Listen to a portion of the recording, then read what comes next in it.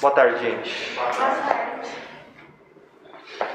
Bom, me perdoem aí a falta da semana passada, foi questões de saúde, mas percalços do caminho, né? Bom, nós iríamos continuar algumas questões, entretanto, né, que é da apostila digital, mas eu vou deixar isso para uma outra aula, para a aula final. E aí vamos voltar para a apostila, tá? A página que vocês vão abrir aí, espera também até o restante do pessoal, mas vocês já vão verificando aí, a página 243.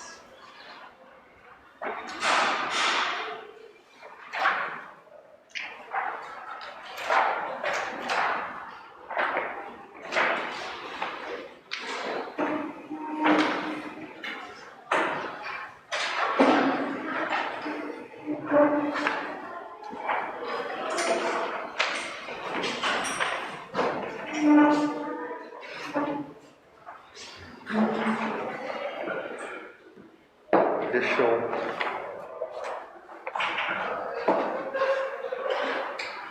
abrir aqui, pegar uma mapa mental.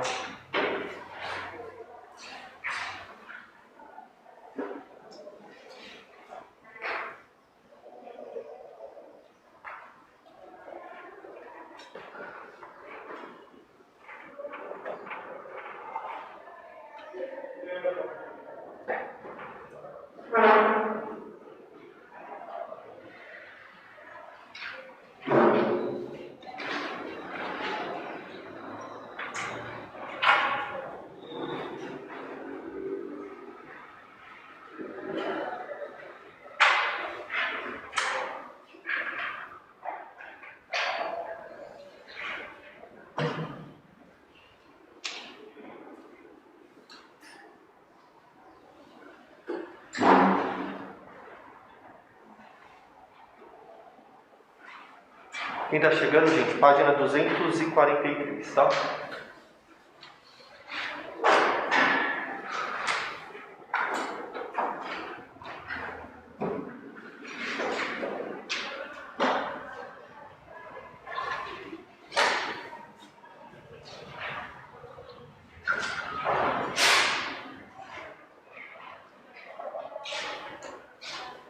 Bom,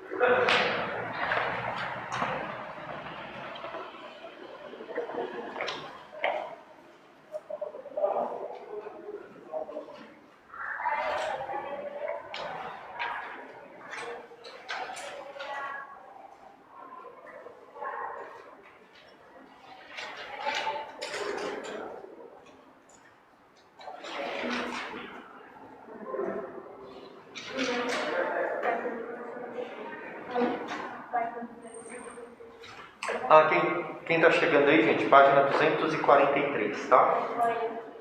243.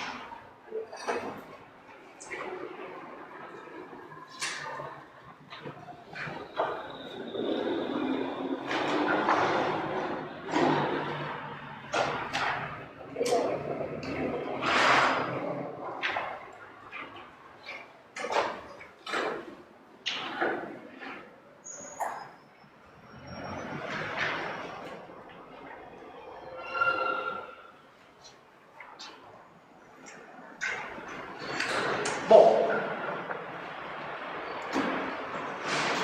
vamos lá. Galera,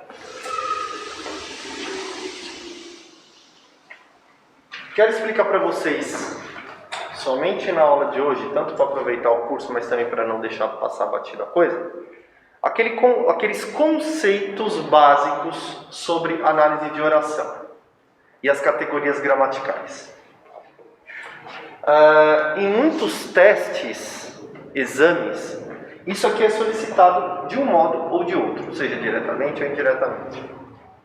Então quero que vocês saibam que, primeiro, é um assunto que indiretamente nós treinamos uma instrução, uma capacidade linguística de análise, que o que eu vou dar aqui são regras.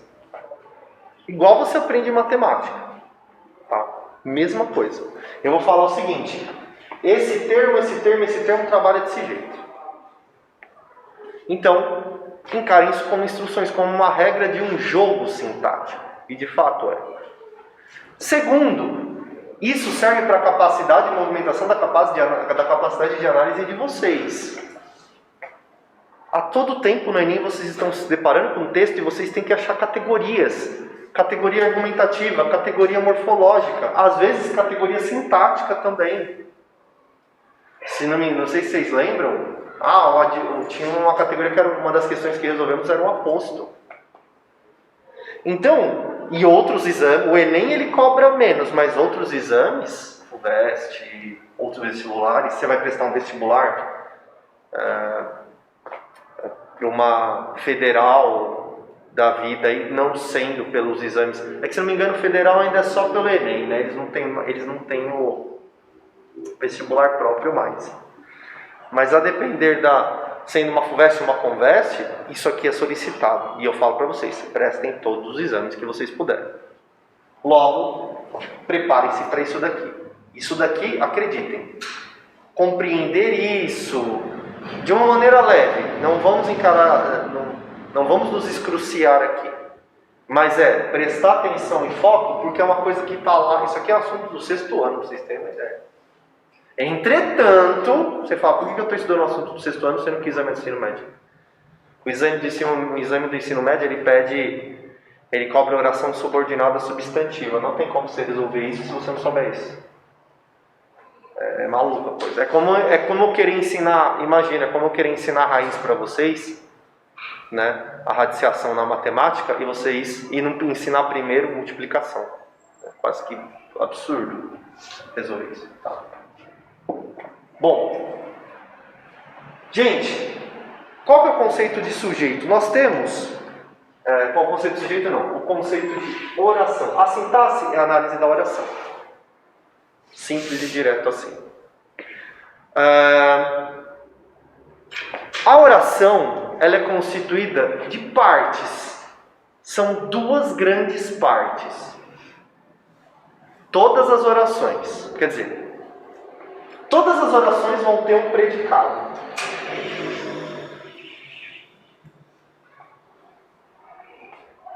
E muitas delas, pode ser que nem todas, vão ter um sujeito. Nossa, professor, tem oração sem sujeito? Tem. Se vocês lembrarem das aulas lá, tem oração sem sujeito. Mas não existe oração sem predicado. Sabe por quê? Porque lição número 1, básica. Toda oração possui verbo. E caso vocês se recordem, qual foi o ensinamento do verbo que eu passei aqui em morfologia? Ele é o centro do universo linguístico. Vou lá. Está aqui por quê? Toda oração tem verbo. Toda. Se não tem verbo, não tem oração. E se não tem oração, você não vai fazer análise sintática. Bom, e muitas delas você pode ter o sujeito. Tá? Então tá, nós temos a ideia de que tudo isso daqui, qual que é essa divisão? Sujeito e predicado. Sujeito e predicado. Tudo isso daqui pode estar dentro de uma oração. Aliás, esse cara aqui existe, esse daqui muitas vezes existe. Tudo bem? Sujeito e predicado. Qual é o conceito de sujeito? Sujeito é o termo que faz a ação do verbo. Basicamente. É o termo que faz a ação do verbo. É o ser ou a coisa. Eu coloco ser ou coisa para ficar mais legível, né, para nós. Mas é o ser ou a coisa que faz a ação do verbo. Eu costumo a dizer que ele conjuga o verbo. Eu gosto mais dessa explicação particularmente. Explico por que depois. Mas o sujeito, ele conjuga o verbo. E qual que é o conceito de predicado? Gente, sabe por que tem esse quadrado? Porque esse cara aqui é tudo predicado. Dentro do predicado vai o verbo e os seus complementos ali. Estou colocando aspas para o complemento, que esse não é um termo adequado, mas para vocês saberem que o predicado é verbo e todo mundo que tem mais lá, tirando o sujeito. Então, olha só, começamos nossa aula como? Eu tenho oração, e nas orações mais básicas eu tenho sujeito e predicado, lembra? Sujeito e predicado. Sujeito e predicado. Dentro do predicado, eu tenho essas duas categorias aqui. Tá? O conceito de predicado. O sujeito, eu não falo que oração se divide em sujeito e predicado. Qual que é o conceito de sujeito? Ser ou coisa que faz a ação do verbo. E qual que é o conceito de predicado? É tudo aquilo que é dito sobre o sujeito, se diz assim. Quer ver? Numa frase como: a colher nada no rio.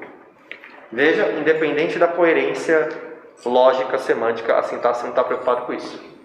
A colher nada no rio. Sobre quem que eu estou falando? Quem que está fazendo a ação de nadar? Colher. E o que é dito sobre a colher? Estou perguntando uma pergunta de análise mesmo, de interpretação de texto. Eu estou dizendo que a colher nada no rio. Sabe se nada no rio? É tudo predicado. Colher, sujeito. Então você divide assim a oração. Tá?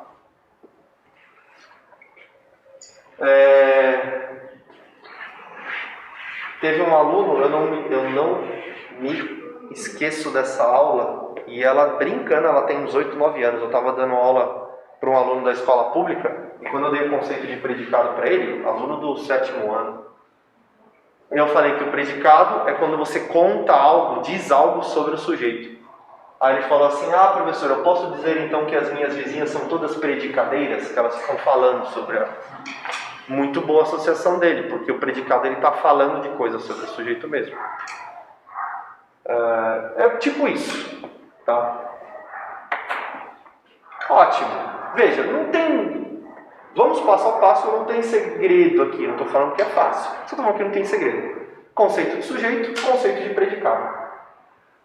Aí dentro do predicado, vou apagar aqui a lousa para aproveitar o espaço, caso... É só essa parte aqui, ó. Aqui eu estou falando o que é o predicado, tá? Aqui eu estou falando que é o sujeito. Apago aqui. Apago aqui. E a gente atualiza a luz.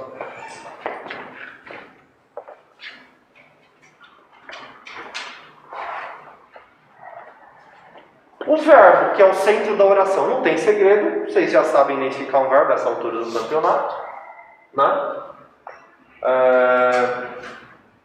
E aí eu tenho os complementos, os termos que gravitam em torno do verbo. Quando eu falo gravitam, me permite essa metáfora, é tudo aquilo que não é um verbo. Estamos falando de predicado, hein? Predicado. Olha só. E aí eu tenho 2 tipos de predicado. Agora a gente começa a entrar na toca do coelho. E talvez vocês devem...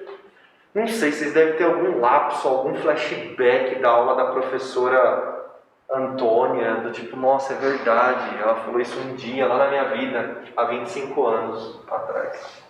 Nós temos os predicados verbais e os predicados nominais.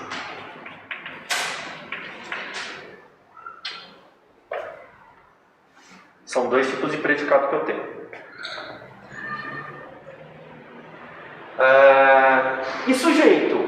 Quais são os tipos de sujeito? Veja, estou falando aqui de tipos, tá? Vamos chamar de tipologia. Olha que legal esse nome. Tipologia do sujeito e tipologia do predicado. O sujeito, eu tenho sujeito simples, sujeito composto, sujeito oculto ou elíptico, sujeito indeterminado e menção honrosa, o sem sujeito. É a oração que não tem sujeito. Sem sujeito. Vou colocar entre parênteses aqui. Esses são os tipos de sujeito. Simples, composto, oculto, indeterminado e sem sujeito. Gente, mais uma vez, eu estou compilando aqui, tá? E tentando até, na verdade, compilando, explicando, dando algumas coisas a mais aqui em relação à apostila, tá?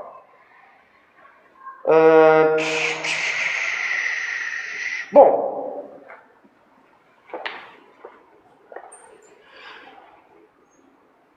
veja, sujeito simples é quando eu tenho um termo. Qual que é o conceito de sujeito? Não é aquele termo ser ou coisa que faz ação? Eu diria que é um termo linguístico que faz a ação do verbo. O que é o sujeito simples? É quando você só tem um termo fazendo ação. E o sujeito composto é quando você tem dois termos fazendo ação. Exemplo. A colher nada no rio. Sujeito simples, eu só tenho um termo. Qual que é a ação? Nadar. Toda análise você centra no verbo. Você não vai atrás do sujeito. Para eu saber quem que é o sujeito, gente, eu tenho que olhar para o verbo. Não tem outra saída. Você não tem que procurar o sujeito no texto, você tem que procurar o verbo. Por incrível que pareça. O verbo é lá, nada. Quem que nada? Ou o que nada? A colher. É um termo só. Se fosse a colher e o lápis nadam no rio. Qual que é o verbo? Nadam. Perceba que o verbo está até no plural, terceira pessoa do plural. Eles nadam. Na hora que você vai procurar os termos na frase, você tem que procurar o termo na frase. Está escrito ali. Análise da frase é analisar a frase. É simples, mas eu tenho que lembrar muito isso. É análise de texto. Eu preciso me deparar com o que tem na minha frente. A frase que eu dei é: o lápis e a colher nadam no rio. Quais são os sujeitos? Lápis, colher. Sujeito composto, dois ou mais. Se eu dissesse: os talheres nadam no rio. Sujeito simples ou sujeito composto? O que vocês acham? A frase é: os talheres nadam no rio. Composto? Só Tainá vai responder composto? Composto? Todo mundo? Pô, gente, a gente está com a sala reduzida aí, que é legal mesmo a gente ficar à vontade de responder. Então, o conceito de sujeito não diz respeito ao plural. Quando eu falei que o verbo está no plural, terceira pessoa, tudo bem, está lá. Mas não é porque o verbo está na terceira pessoa que o conceito de sujeito é... Lembra que eu falei? Quando você tem um termo que executa a ação do verbo. Quantos termos eu tenho executando na frase a ação nadar? Os talheres nadam. Quantos termos? Fica difícil eu falar o termo? Parece estranho? É do tipo, quantas palavras eu tenho fazendo a ação de nado? Na frase... Os talheres nadam no rio. Vamos lá, gente. Eu vou escrever aqui. Ó. Os talheres nadam no rio. Nadam no rio. Verbo. Tá aqui, certo? Começamos pelo verbo. Qual é o termo, quais são os termos que executam a ação desse verbo nessa oração? Qual que é o seu nome? Luan, aí Luan. Como a gente está em poucos aqui, eu vou começar a chamar agora para vocês ficar. Luan, quais são os termos ou quantos termos você acha, ou qual o termo que você acha que é executação disso daqui? Um ou dois termos? Eu acho que um. Um só. Não conta. É um termo só. Que ele tem a ideia de vários, tudo bem, mas é um termo só. Agora, quando eu tenho a faca e a colher nadam no rio, quantos termos eu tenho executando a ação do verbo? 2. Faca e colher. Então, veja que a análise sintática, eu estou olhando muito, não é pro sentido em si, ainda que isso buga às vezes.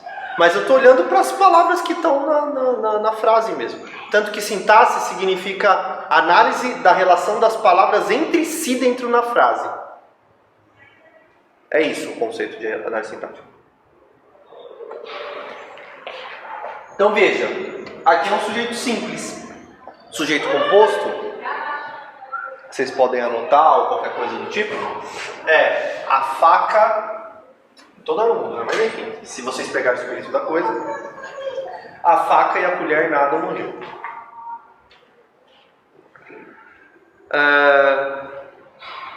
E o sujeito oculto? Rapidamente, é quando você tem só a terceira pessoa do singular. Terceira pessoa do singular. Por exemplo, nossa, que loucura que eu falei. É quando você tem a primeira, a segunda ou a terceira pessoa do singular, perdão. Vou dar um exemplo de uma frase para o sujeito oculto. Imagina a seguinte frase: escrevo histórias. Essa é a oração. Nessa oração escrevo histórias, eu tenho um verbo. Qual que seria o verbo? Escrevo. Perfeito. O sujeito não está aparecendo aí no escrevo. Só que se pressupõe que ele é um sujeito oculto, por quê? Porque escrevo, ele está no próprio verbo está demarcando a primeira pessoa do singular, que é eu. Eu escrevo. É como se o eu tivesse escondidinho. Por isso que fala que é sujeito oculto. Se fosse escreve histórias, escreve. Está na terceira pessoa do singular. É ele ou ela escreve. Se diz que o sujeito existe ali. Para a regra sintática, gente, vamos pensar na regra. O sujeito está ali, ele só está apagado. Mas a frase escreve histórias, ele ou ela escreve histórias. Veja, semanticamente não se sabe quem é. Na leitura de uma frase como essa, você não identifica quem é esse ele ou ela, mas para análise sintática, a terceira pessoa do singular, ele tem um sujeito demarcado ali, só está apagado.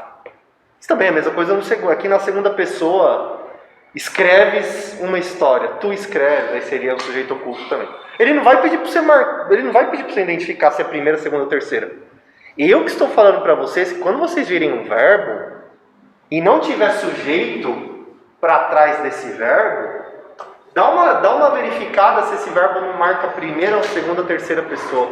Caso vocês não tenham achado sujeito, que daí pode ser que seja um sujeito oculto, tá? Bom, aliás, esses três aqui eu costumo dizer que são os ninjas da análise de oração. Sujeito oculto, sujeito indeterminado e oração sem sujeito. Que loucura, né?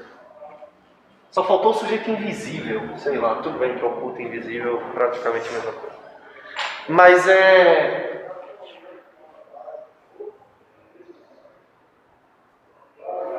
conceito do indeterminado. Eu ia para cá, mas vamos terminar os sujeitos. Conceito do indeterminado. A regra é a seguinte. Vou escrever rapidamente aqui. O indeterminado, vocês escrevam por completo. Não abreviem como eu abrevio. Indeterminado. Quando você tiver a terceira pessoa, para a regra para ser um sujeito indeterminado, terceira pessoa do plural, basicamente,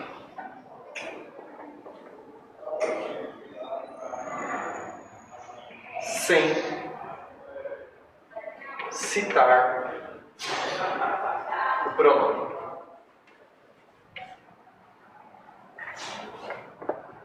Ou quando você tem a partícula se como índice de indeterminação do sujeito. Indeterminação do sujeito. Nossa, isso aqui é bem técnico, mas eu vou colocar. Qual que é o conceito de sujeito simples quando eu tenho um termo executando a ação do verbo? Olhem aqui para essa oração. Eles estudaram muito. Quem que é o sujeito dessa oração? Qual que é o termo que é a executação do verbo? Eles. Sujeito simples. É um termo executando a ação do verbo. Beleza?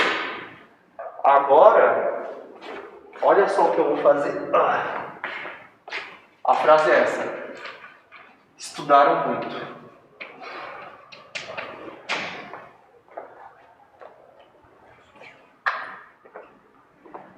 Cadê o sujeito? O termo. Nessa frase, cadê o termo que executa a ação? Estudaram é o verbo, não pode ser o sujeito. Por isso lembra, o sujeito é o termo que executa a ação do verbo. Você pode ter quisto dizer, que pelo verbo estudar eu vou achar o sujeito. Mas estudar, o verbo nunca vai ser sujeito, tá? O sujeito é o termo que executa a ação do verbo. Cadê o termo nessa oração aqui? Está aqui na oração? Não. Não é igual esse. Ou igual a colher nada no rio. Não tem um termo aqui. Veja que esse verbo está na terceira pessoa do singular ou plural? Singular ou plural? O singular é ele estuda, o plural eles estudaram. Está no plural. Eles ou elas estudaram. Pois bem, aqui vai. Essa oração, esse tipo de oração, com a terceira pessoa, o verbo na terceira pessoa no plural, sem o sujeito aqui marcado, é um sujeito indeterminado. Esse é o sujeito indeterminado. É isso aqui, ó, terceira pessoa do plural, sem citar o pronome. Na primeira eu tenho um sujeito. Na primeira tem um sujeito. Eles ou elas estudaram muito, tanto faz. Eles ou elas é sujeito. Agora, na segunda, eu não tenho sujeito. Mas, nossa, está parecendo uma coisa muito maluca, só decoreba de regra, né? Mas vocês pararam para pensar que aquilo de fato não marca um sujeito? Eu vou dar um exemplo aqui. Como que uma oração na terceira pessoa do plural, sem o sujeito marcado, do tipo, sem aparecer o sujeito, como que no dia a dia ela demarca a indeterminação do sujeito? Vou dar a seguinte situação para vocês. Imagina que você está em casa e aí você tem um vizinho, uma vizinha que você gosta muito, por incrível que pareça, né? Geralmente a gente não gosta de vizinho, mas você gosta muito desse vizinho. Você viu ele a pessoa jogando lixo na rua.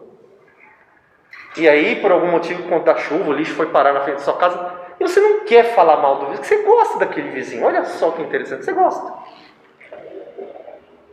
Aí seu pai ou sua mãe, algum parente seu pergunta: quem que jogou o lixo aí na porta de casa? Aí você responde assim: jogaram o lixo aí. Jogaram o lixo. Sabe o que significa essa oração? Que você não quer demarcar, ou que você não sabe, ou que você não quer. Quer dizer, na verdade não dá para saber. Mas quando você diz jogaram o lixo na frente de casa, é porque você ou não sabe ou você está querendo diluir o sujeito. É diferente de ocultar. O sujeito oculto, pela regra sintática, você sabe quem é o sujeito. Você só não está mostrando ele. Lembra que eu falei que o sujeito oculto é primeira, segunda ou terceira do singular. Não pode ser plural. Oculto, primeira, segunda, terceira do singular. Você sabe quem que é o sujeito. Você sabe quem que é eu. Você sabe quem que é tu. Nunca ninguém falou você sem saber quem é você. Não estou falando questão de nome, quando se refere a você. E você sabe quem é ele ou ela. Marcar ele ou ela pela regra sintática. É muito filosófico isso, eu não quero entrar nisso, mas no singular, se sabe quem que é ele ou ela. Mas para a regra sintática, para o jogo da sintaxe, se você constrói uma frase na terceira pessoa do plural sem marcar o sujeito, é um sujeito indeterminado. Não é que não tem o sujeito. Ele tem, só que não dá para reconhecer quem que é. Então, quando se diz estudaram muito, significa que existem agentes que estudaram, mas não se sabe quem que é exatamente. Assim como, vou dar outro exemplo caso não tenha ficado claro, a criança que derruba aquele jarro ou aquela escultura chinesa que o papai ou a mamãe ganhou de presente do amigo do trabalho que foi viajar lá para a China, e aí a criança derruba, e aí ela fala: mamãe, derrubaram o jarro. Ela não é boba. Sem ela saber, ela já faz uma construção linguística que derrubaram o jarro. Se ela fala, derrubou o jarro, já vão falar imediatamente: quem que derrubou? Derrubaram? Ela não sabe. É o que nós fazemos também no dia a dia. Jogaram o lixo na frente de casa. Roubaram a moto do meu amigo. Quem que roubou? Entenderam que se chama sujeito determinado? Essa é a primeira regra. Terceira pessoa do plural, sem citar o pronome. É sujeito determinado. Veja que eu expliquei para vocês o princípio de sentido, por que se chama de sujeito indeterminado, tá? E o sujeito, e a oração sem sujeito? Esse se aqui como índice de determinação, eu vou explicar depois, eu acho que pelas questões. Mas assim, quando aparecer algumas orações com o se, muitas delas será sujeito indeterminado. Nem todas as orações que tem o se é sujeito indeterminado. Aliás, eu fiz uma questão dessa com a turma da noite na semana, porque eu não consegui vir à tarde, eu vim à noite, né? Minha dor aliviou. Mas tem uma questão no... Pra vocês verem, até confirmando o que eu disse no começo da aula. Tem uma questão do Enem que ele falava sobre indeterminação do sujeito. E aí ele usava esse se aqui, ó. Isso que é importante vocês saberem, sim.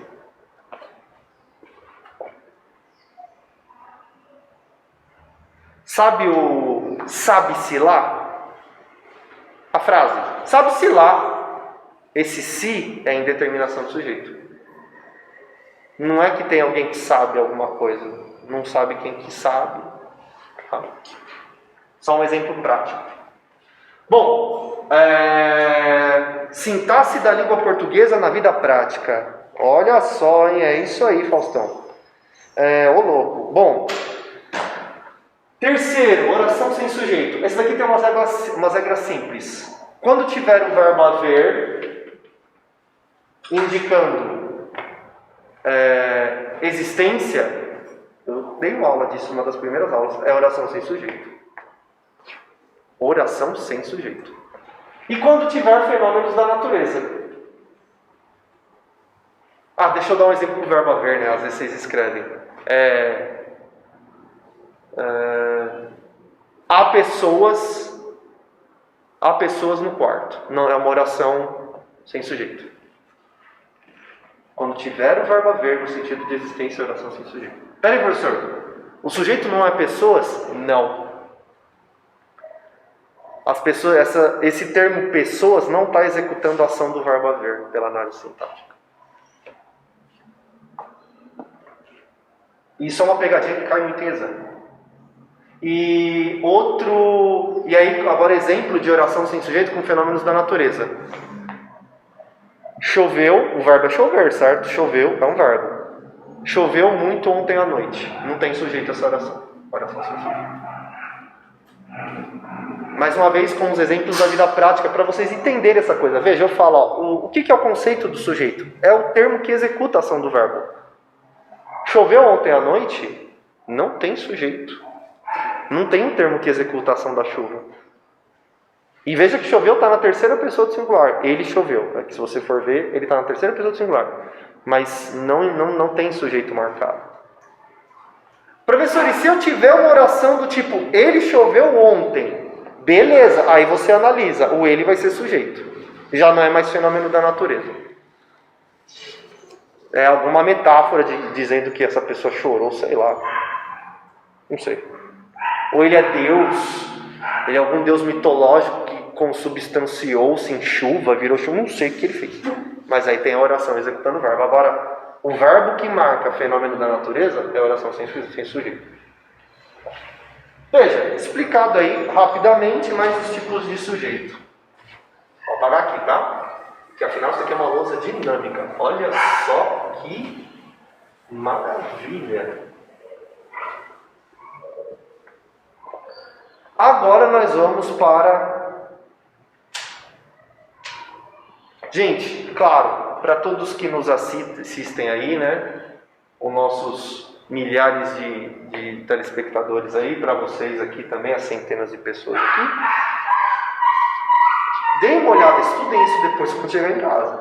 Eu estou apresentando, eu estou falando o seguinte: turma alfa, beta, gama, análise sintática, turma alfa, beta, gama. Estou apresentando para vocês. Para que nós não passemos, né, em branco isso daqui. Vamos encostar nessas coisas. Né? Porque isso daqui já foi tão negligenciado no ensino, geralmente, e não vamos, né, fazer isso aqui também. É bastante regra. Mas é como eu disse. As regras, como eu penso, né? As regras da sintaxe, elas têm muito mais um sentido, muito mais uma simbologia dentro delas, um significado do que aquelas regras fonéticas puras e simples de que é com C porque sim, né? Não. Por que é sujeito composto? É por causa disso. Por que é sujeito oculto? Por conta disso. Se as regras são chatas, aí é outra história. Isso aí é totalmente conversável. Mas existe um fundamento do porquê daquilo. Você entende, ou minimamente... Quer dizer, você pode não aceitar, mas minimamente é compreensível por que o nome daquele termo é tal coisa. E por que o nome daquele termo é outra coisa. Tá? Agora vamos para os tipos de predicado. Predicados verbais e nominais.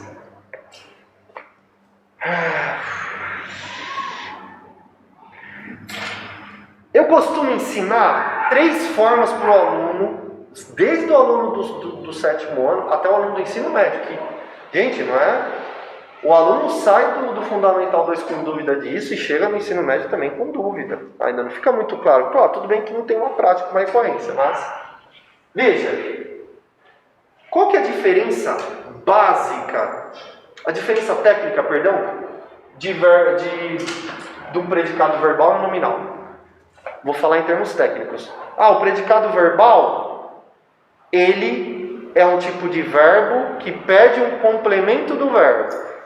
E o predicado nominal, ele é um tipo de verbo que ele indica uma informação sobre o sujeito. Isso é o termo técnico. Você fala, tá, ainda está nublado. Mas em ambos eu tenho verbo, beleza? Aqui eu vou desenhar... Olha só que legal falar assim, desenhar. Aqui eu vou desenhar os exemplos.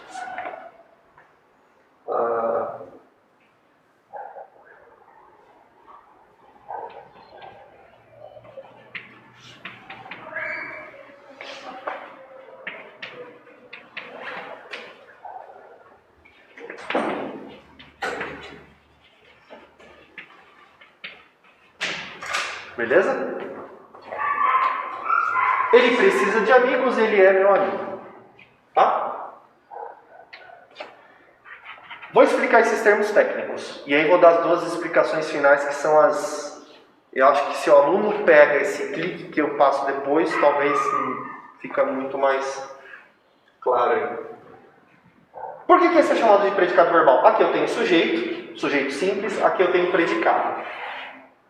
A hora que eu pego esse verbo e dou uma olhada nele, o verbo precisar, óbvio, independente de eu ser professor, ele já está, né, cozido e azeitado na coisa.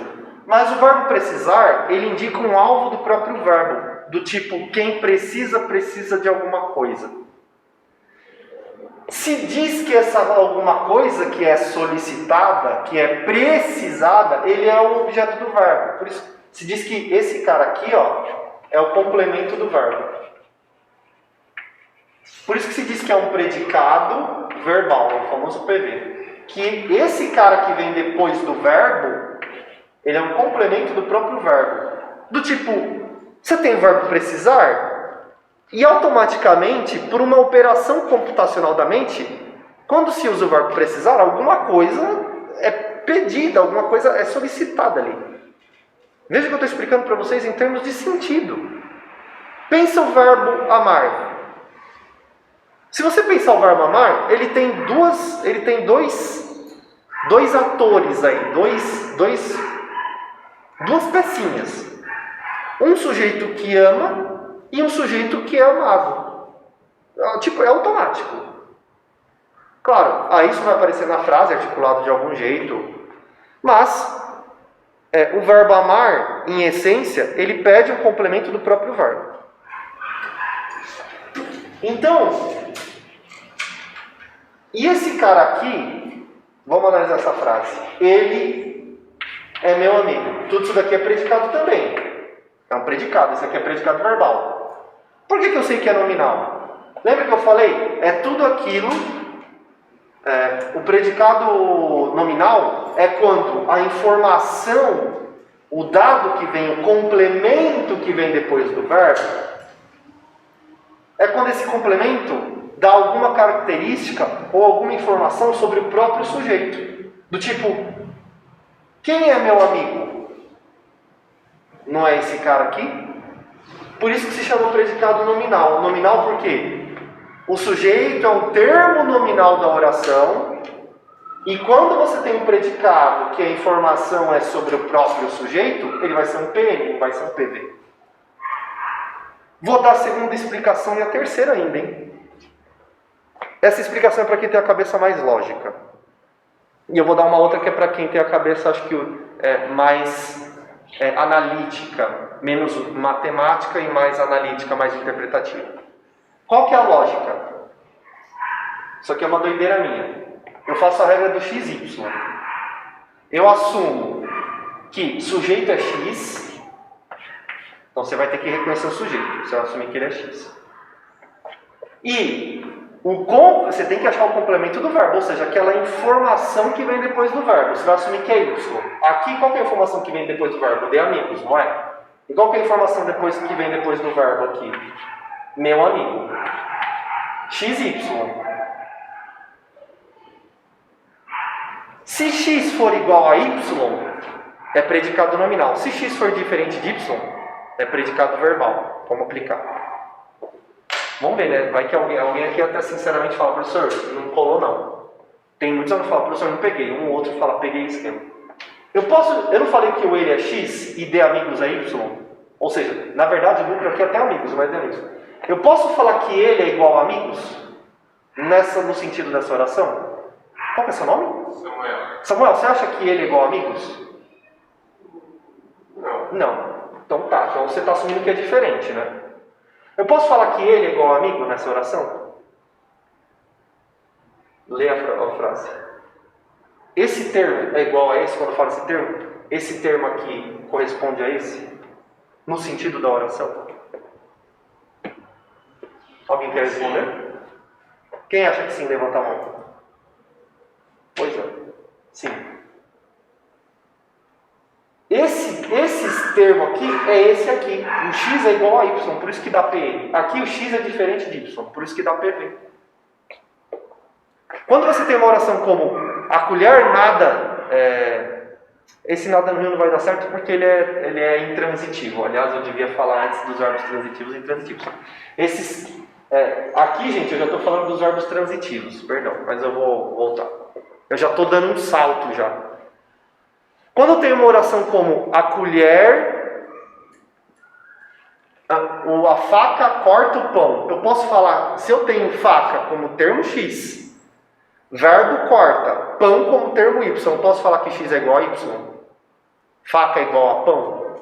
X é igual a... Não. Deu X diferente de Y, não deu? Ele é predicado verbal. Caso essa regra ainda não seja muito boa para vocês, aí eu vou para a última. Essa é a outra ainda que eu bolei e que observei, na verdade. Espero que aí seja se não vai pelos termos técnicos e por essa regra do XY, tem a seguinte: os predicados verbais serão predicados de fazer, hashtag fazer, e os predicados nominais, hashtag ser. Predicado de fazer, por exemplo, precisar, você acha que é um verbo de fazer? Pensa assim, ó. Todos os verbos do mundo se dividem em verbos de fazer e em verbos de ser. Precisar, parece um verbo de ser ou de fazer? Precisar? Ser. Ser? Quem acha que é ser, precisar? Pode levantar a mão. Quem acha que precisar é um verbo de fazer? Ótimo, minha regra ainda está dando certo. É de fazer. Veja, agora, verbos de ser. Obviamente o verbo ser, né? Por exemplo, esse daqui é um verbo de ser, óbvio, né? É o verbo ser esse aqui. Mas, por exemplo, o verbo estar é um verbo de fazer ou um verbo de ser? O verbo estar. Fazer? Ser. Se vocês estão imaginando coisas do tipo, ele está fazendo a comida, aí não vale porque é uma locução verbal. Simplesmente monta a frase com o verbo e interprete.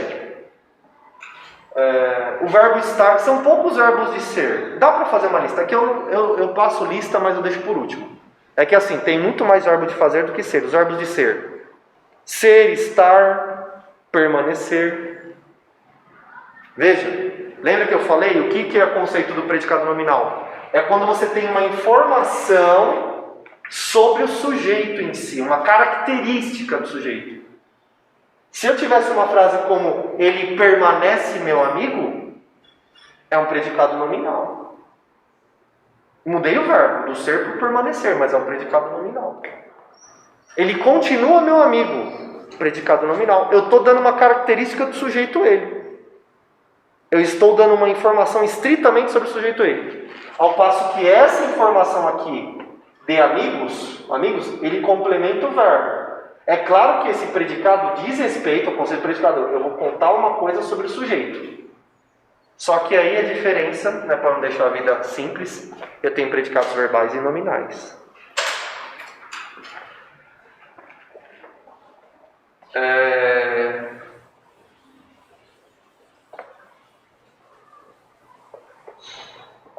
Vamos ver se já dá para fazer uns exercícios aqui.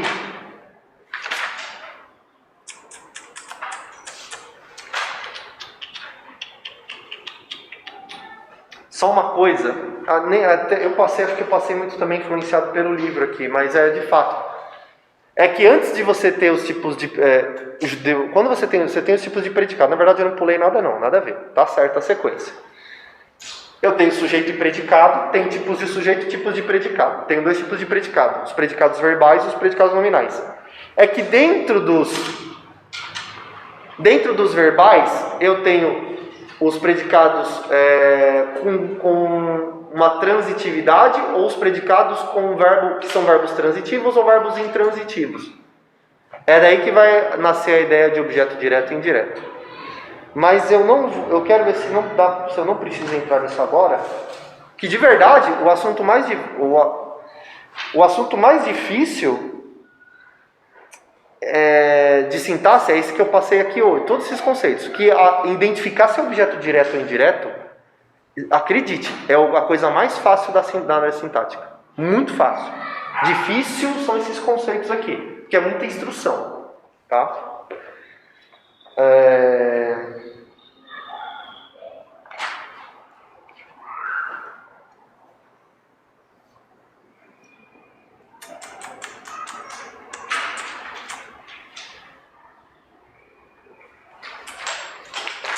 Quatro e meia, né? Meu relógio está certo, né?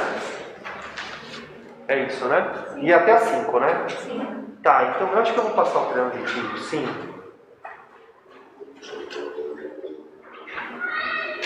Que é o seguinte. Imagina eu continuar naquele esquema. Mesmo assim.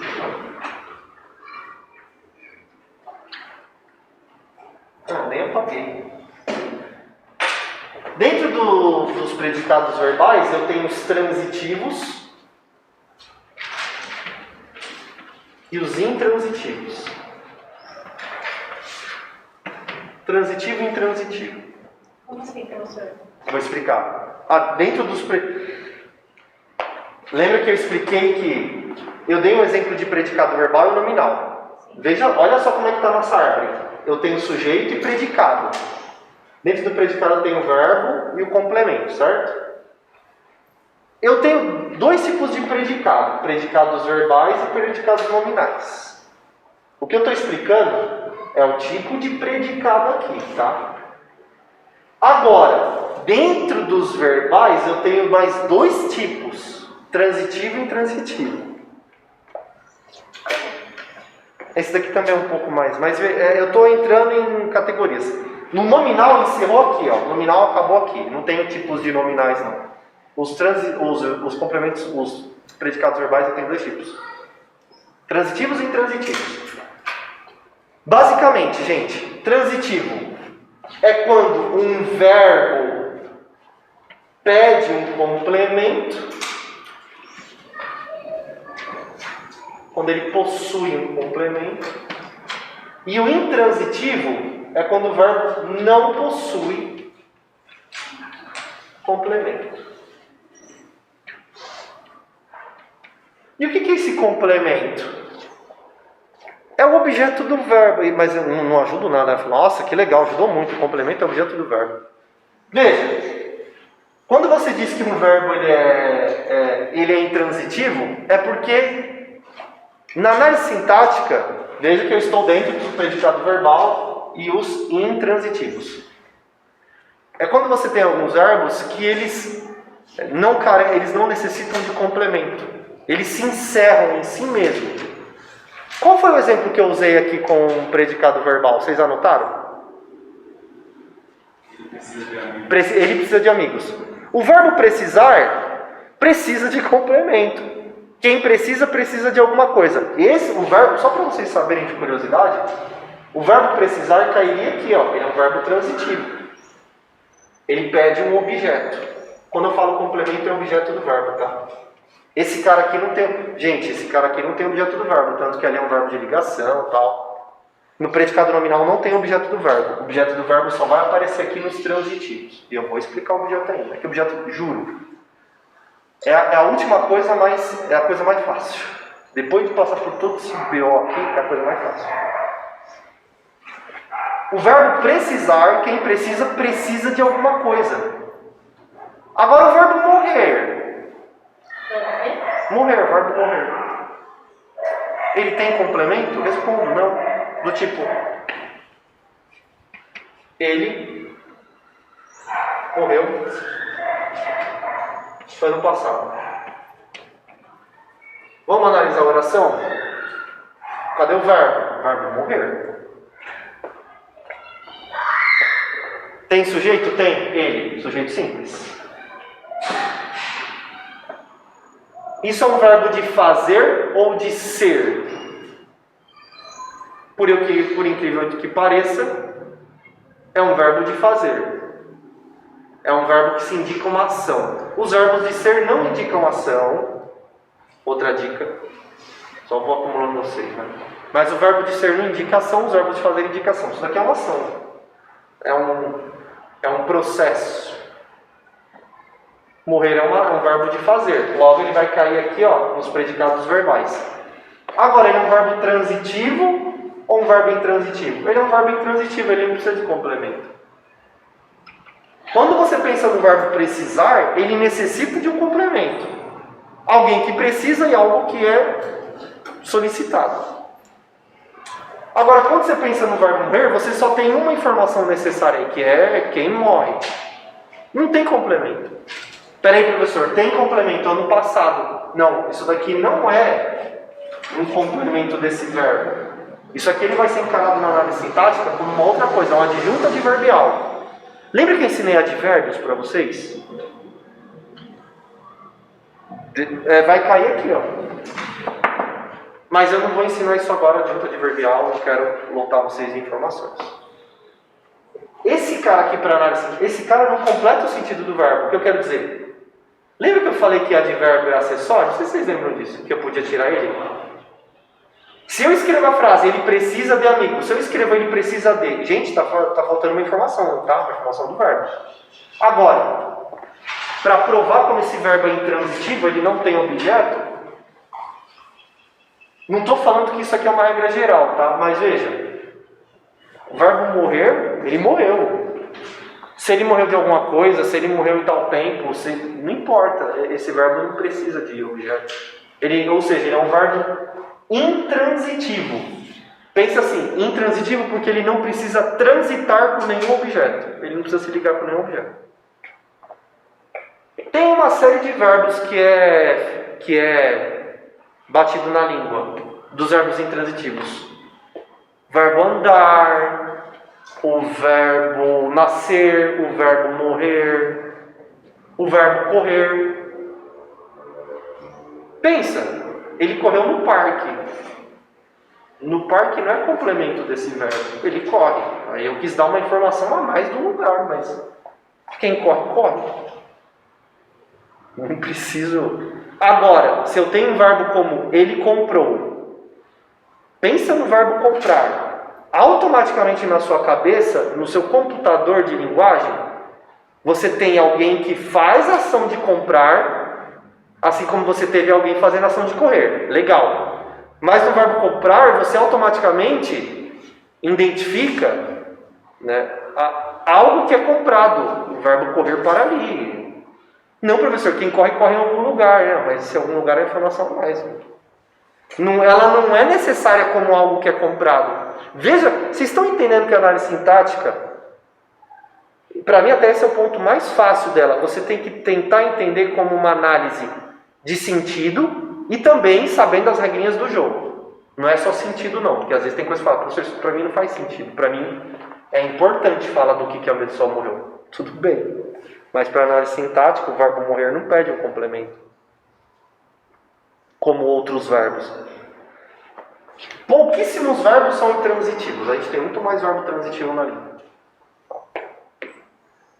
Mas, em última instância, vocês têm que ler a oração e identificar. Ver que se o que vem na frente é um complemento do verbo ou se é um adjunto adverbial, se é um advérbio que vem, né? Uma informação acessória. Mas calma que eu estou dando um passo a passo aqui. Tudo isso para dizer que é que eu preciso ensinar. Uma vez que se é intransitivo, viva, alegria, aleluia, parou aqui. Se for um verbo transitivo, como o verbo precisar, o verbo comprar, aí a gente divide em mais dois. Olha que legal. Aí acaba aqui, galera. Objeto direto e objeto indireto. Pronto, aí acabou aqui. Objeto direto. Sabe, gente, isso aqui é o mais simples. Eu vou falar eu não vou explicar a parte filosófica, eu vou primeiro falar assim. Mas por que ele é chamado direto? É quando o complemento, lembra? O que é um verbo? Nós temos um predicado verbal. Por quê? O predicado verbal é quando eu tenho um verbo na oração que ele pede um complemento para ele. E esse verbo, ele pode ser transitivo ou intransitivo. Esse intransitivo você não tem um objeto, e o transitivo você tem um objeto. Que o objeto pode ser objeto direto ou indireto. O direto é quando o objeto, quando entre o verbo e a informação que vem depois do verbo não tem preposição. E o objeto indireto é quando tem preposição. Hashtag não tem preposição, hashtag preposição. É isso. Aí tem que lembrar das preposições. De, para, as essenciais, pelo menos. Quer ver? A frase que eu dei. Ele precisa de amigos. O verbo qual é? Precisar. E quem precisa, precisa de alguma coisa. E tem uma informação na frase que complementa o verbo. Então isso já seria um verbo transitivo. Vamos ver se ele vai ser um transitivo direto ou indireto. Entre precisar e o complemento desse verbo precisar, que é amigos. Tem preposição? Tem preposição de. É um objeto indireto. Vamos fazer alguns exercícios aí. Eu sei, gente, doideira, é doideira, mas não se sintam mal, do tipo, caramba, meu, claro, eu estou aqui esperando que vocês me perguntem aquilo que vocês não estejam entendendo. Se vocês não estão perguntando, imagino que as coisas estejam aí. Eu sei que vocês não querem dizer que nós sabe tudo, mas se tiver muitas dúvidas, escolhe pelo menos uma delas, tá? Do tipo, explica de novo, professor, que é o que eu mais gosto, é tentar explicar de outro jeito. Porque para mim, vitória é fazer o aluno entender.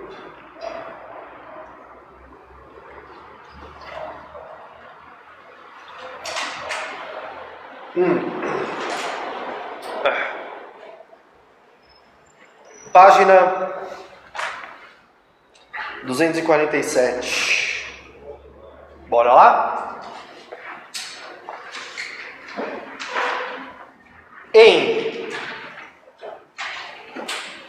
Telefonaram para você e alguém lhe telefonou. Gente, para analisar, ele está fazendo o seguinte, né? Vocês vão ter que analisar essas duas frases, essas duas orações, e dizer se letra A tem um sujeito indeterminado e um sujeito indeterminado em ambos. Letra B, oração sem sujeito, sujeito determinado e por aí vai. 45 segundos. Pelo menos tentem identificar uma aí. Você acha que é essa?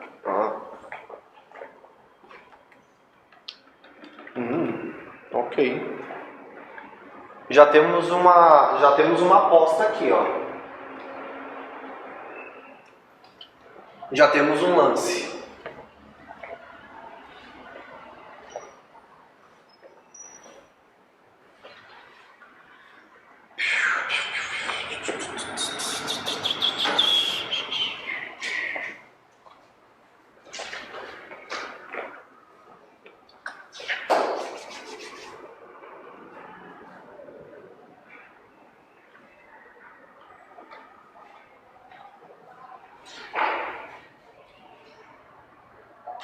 Eu tenho quase certeza que eu tenho um mapa mental aqui sobre predicados verbais e nominais.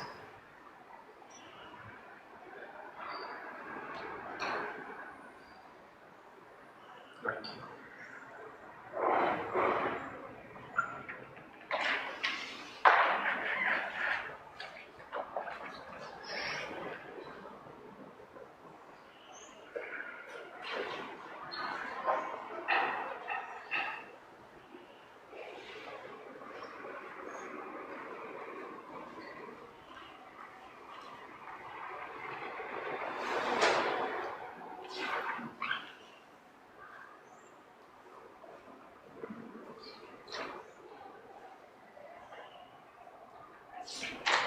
Questão, professor. Questão 36. Só porque você chegou agora, Tainá, vou dar mais 40 segundos, ué? Vamos. Tá aparecendo.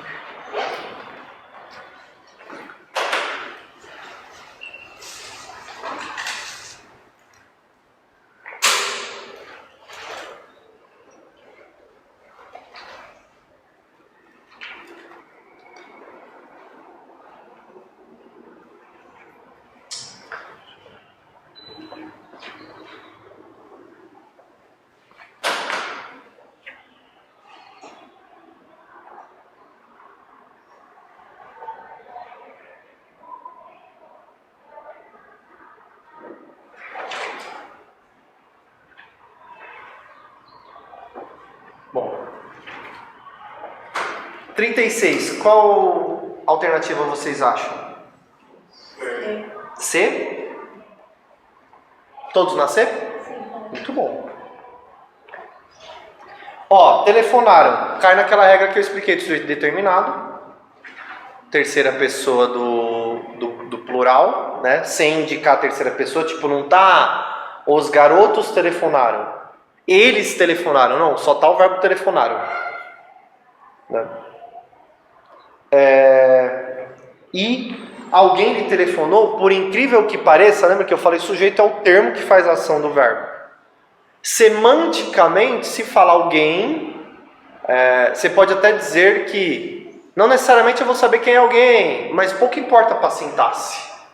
Está marcado ali o termo, tá? Veja, depois eu explico esse mapa mental aí. Quer dizer, eu já expliquei os conceitos, mas é só para... muito bom.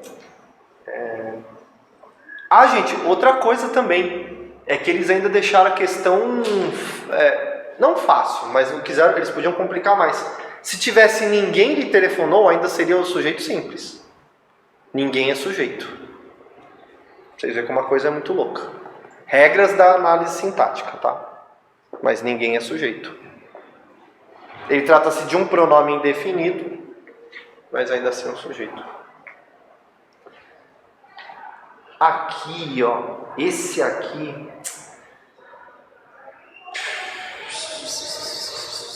Isso aqui eu vou ter que explicar para vocês. Tá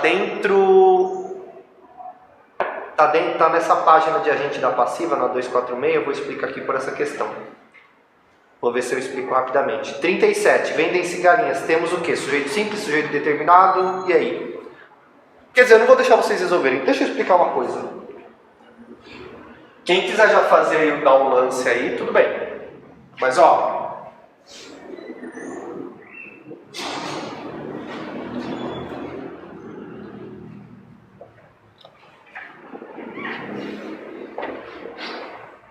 Olha só.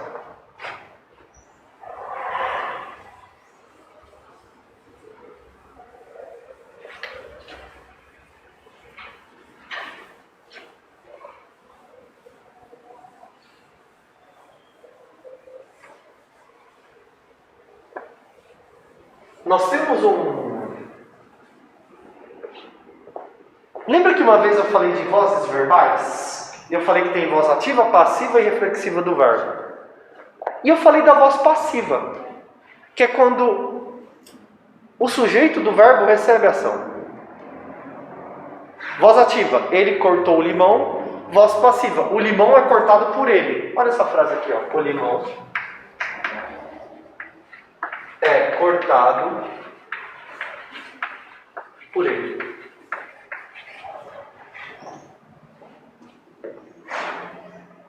Veja.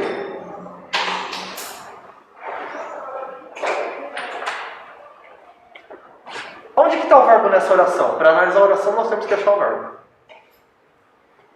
Onde que está o verbo? Onde que está o verbo? Cortado? Estão certos. É que tem um problema. O cortado aqui, ele não está funcionando como um verbo conjugado em si, ou seja, ele não está na primeira, segunda ou terceira pessoa. O cortado não está, ele está funcionando aqui, ele é um verbo que se diz no formato do particípio. O verbo aqui é o verbo ser. É que você junta esse verbo com esse verbo aqui. O ser está conjugado, ele está na terceira pessoa. Eu não entendi. É assim, ô Tainá. Não, Tainara. Tainá mesmo. Cara. Ô Tainá, é assim. Você tem o verbo cortar e você tem o verbo saber. E você tem cortado e sabido. Vem da mesma raiz verbal. Algo que é cortado e algo que é sabido. Quando você tem os verbos no formato... Vou tentar explicar bem rápido assim, mas é bem martelado assim, né? Porque, enfim, é coisas do cursinho. Quando você tiver o verbo terminado em ado e ido, não é verbo conjugado. Logo, não vale para análise... Ele não vale como verbo para análise sintática. Esse cara aqui é como... Sabe o que ele é? Ele é como se fosse um adjetivo. Ele dá uma característica do sujeito. Do tipo, qual que é a característica do sujeito limão? Que ele é cortado. Todo verbo terminado em ado e ido não é o verbo conjugado. Ele não está na primeira, segunda, terceira pessoa. Estou falando por quê? Eu corto, tu cortas. Eles cortarão. Nós cortávamos. Não tem pessoa na conjugação verbal que tem esse formato aqui. Por isso que eu digo, ele não é um verbo conjugado. Você está certo em entender que ele vem de um verbo, mas ele não é um verbo conjugado. Esse aqui é um verbo conjugado. E outra dica, quando vocês verem aqui, você pode ver esse, mas eu quero que vocês também vejam esse. Quando vocês verem dois verbos, um do ladinho do outro, 97,3% de chance que vai ser um verbo auxiliar e um principal, que se diz que é uma locução verbal. Tipo, são dois verbos trabalhando juntos, tá? Mas enfim, na verdade esse cara aqui ele tem um outro papel. Bom, mas continuando. Veja, nessa oração aqui, olha que interessante. Nessa oração, eu tenho um sujeito, eu tenho um termo que conjuga o verbo ser. É limão. O sujeito do verbo ser é limão.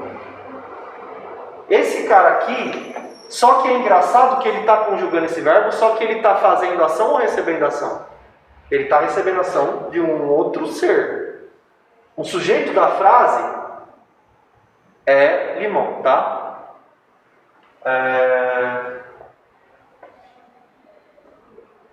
Esse cara aqui é como se disse que ele é um sujeito especial, tá? É o sujeito da passiva. Não é um tipo de, só para eu apresentar para vocês. Por que é sujeito da passiva? Diferente de outras construções, esse sujeito ele recebe ação. E esse cara aqui, a denominação dele é agente da passiva.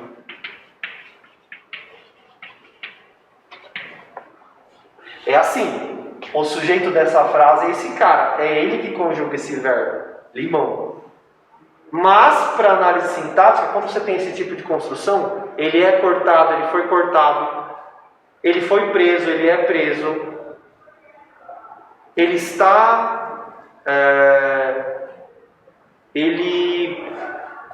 O que mais? Ele foi acorrentado, ela era casada. Não era casada, não dá certo, porque ela não vai ser agente. Toda construção que você tiver em que indica, você vai ter dois verbos, e um deles ainda indica essa relação de ação que é recebida por um sujeito, vai ter essa denominação, tá? Só que aí eu quero entrar em outro, agora, veja, eu estou explicando aqui, mas vamos interpretar a frase. Quer dizer, eu tenho tempo ainda? Tenho. Eu quero que vocês interpretem essa frase nessa relação de sentido. Agora eu vou dar a seguinte oração.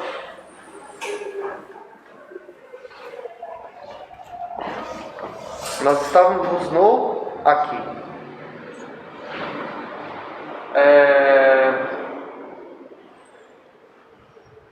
Lembra que eu construí uma frase, o limão foi cortado por ele, beleza?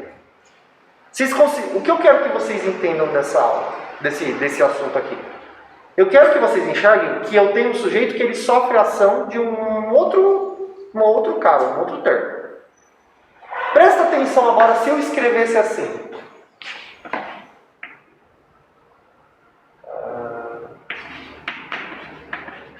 Cortam-se limões.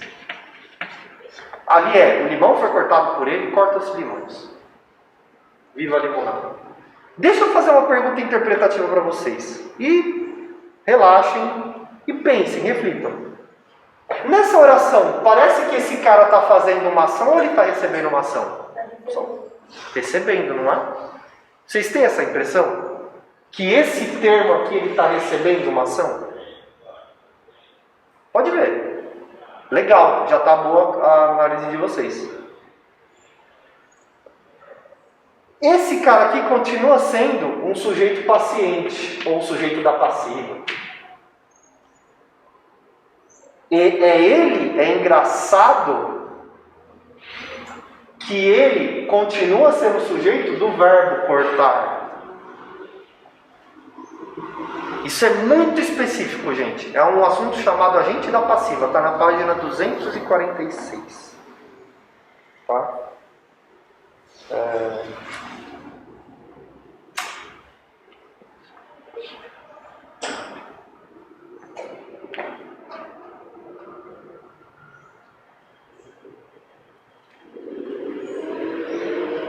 Vocês estão vendo que tem um X aí?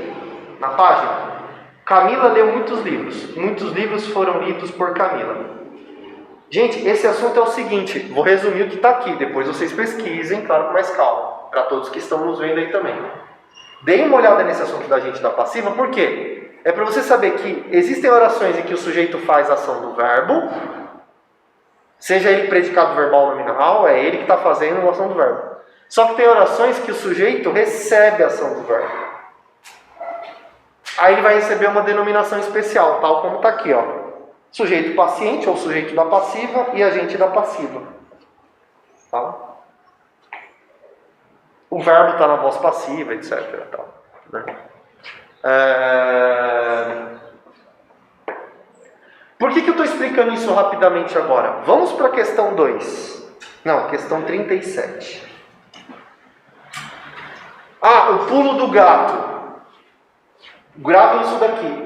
Veja, é que, sabe qual que é a pegadinha dos exames? Vocês não entenderam que esse cara aqui ele é alvo do verbo. É que na análise sintática, quando você vê esse tipo de construção aqui, ó, esse se é um outro se da língua portuguesa que se chama índice, não, índice de determinação não. Partícula passivadora. Depois vocês dão um Google. Partícula apassivadora.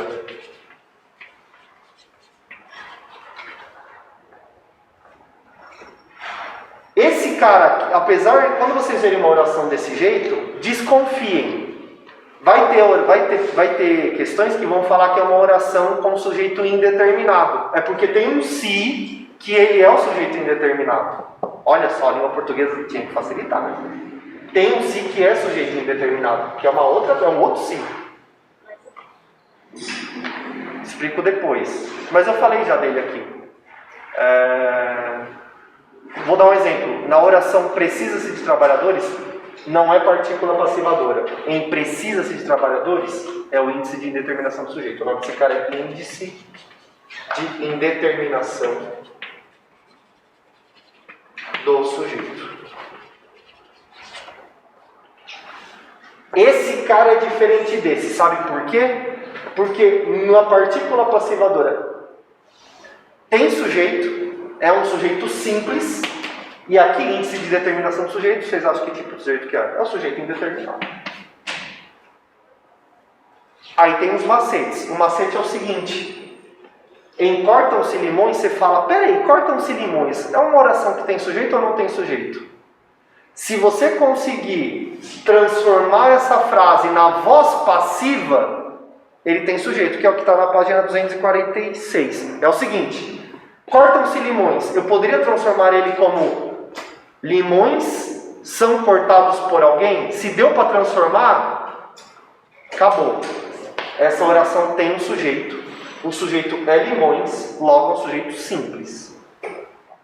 Se não deu para transformar na voz passiva, é um sujeito indeterminado. Talvez eu continue isso na próxima aula, mas